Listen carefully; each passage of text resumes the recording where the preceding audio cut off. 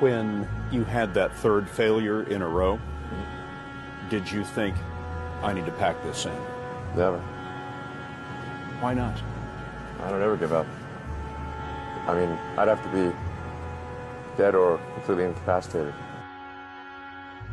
People say you have to have a lot of passion for what you're doing, and it's totally true. And the reason is because it's so hard that if you don't, any rational person would give up. It's really hard, and you have to do it over a sustained period of time. So if you don't love it, if you're not having fun doing it and you don't really love it, you're going to give up. If you think you're going to be a lot happier if you've got 2x instead of x, you're probably making a mistake. I mean,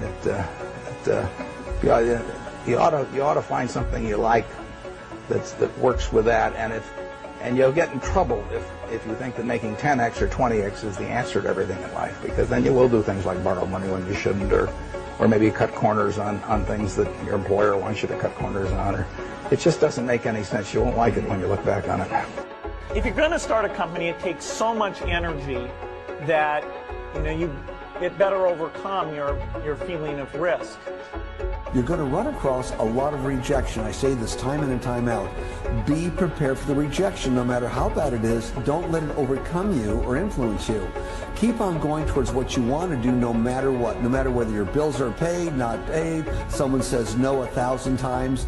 Again, go back to be as enthusiastic on door number 100 as you were on door number 1. Never, ever give up. You can change and you can move around, but never, ever give up.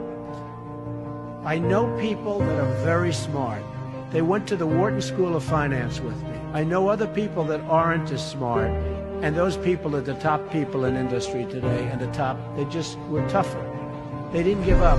And the smart ones had everything on their plate. They'd always come in with the A+ on the tests and the good boards and everything else. But when they ran into problems, they didn't know how to solve the problems like the guys that weren't as good. And it's very seldom that you see something other than this happen. So never, ever give up.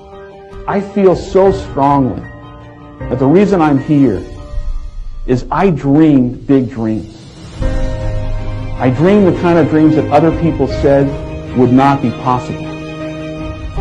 I'm also living proof. This isn't a Hollywood movie. I come literally from the other side of the tracks.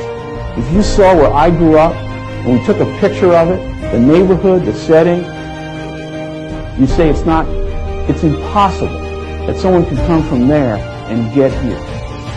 But it is possible. I think being a business owner is the hardest thing to do in this country. You take your money, hopefully not your mother's money, but you take your money and you invest in an idea, which is essentially investing in yourself. But if you do it solely to make money, you're going to lose. And you really have to do it. And I know that a lot of people out there get up every morning and they hustle, right, and they're driving in the car right now and they're on their way to a job that they may not love. Yeah. And I would encourage them just to stick to the grind. Project yourself to age 80 and then think back over your life. And if you're 80, what are you want to minimize the number of regrets you have throughout that period of time. I'm not going to sit inside of a corporation for 20 years. The time is now. The time is now to express and for people to believe in themselves.